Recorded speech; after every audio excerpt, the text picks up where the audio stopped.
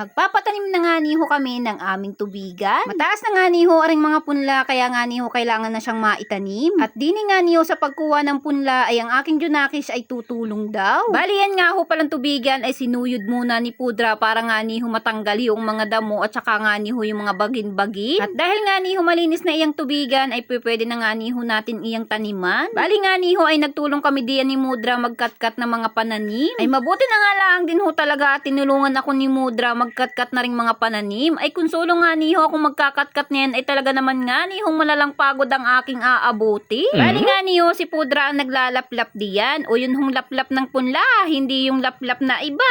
Sa paglalaplap pa nga lang ho na ring punla ay talaga naman nga nihong napakasakit na nari sa balakang. Bali nga lang din ho talaga ang pagtutubigan ay talaga naman nga nihong marami sa trabaho at magastos din. Ay wala naman nga niho tayo magagawa kung hindi magtanim ng palay para nga niho tayo may kaining bigas. Kaya kahit gaano pa nga ho yan kahirap ay halago laang kaysa naman tayo'y magutom. Ang nakakalungkot nga lang din ho talaga sa ganaring pagpapalayan, ayun nga nihong mura ang presyo ng palay. Tapos pag bibili naman nga niho tayo ng bigas sa tindahan ay talaga naman nga nihong saksakan ng kamahal. Ay sana nga niho sa summer season sa anihan nga niho ng palay ay sana naman nga niho tumaas ang presyo ng palay para naman nga niho makabawi ang mga magsasaka sa kanilang mga pinampuhunan. Habang kami nga niho pala diyan ay nagkakatkat ng mga pananim ay meron na nga din ho kaming kasunod na manananim. Tapos sa pagtatanim nga niho diyan ng aking kuya ay ako nga niho napatawa at meron nga nihong dumating na vlogger. Ay nagsabi nga niho siya dun sa aking kuya kung pwede nga daw ho siyang mag-vlog. Ay nag-expect naman nga niho yung kuya ko na siya ang videohan. Ayun ho pala ay siya lang yung mag-video at yung vlogger ang magtatani. Ay nang abala pa talaga si Bossing sa magtatani.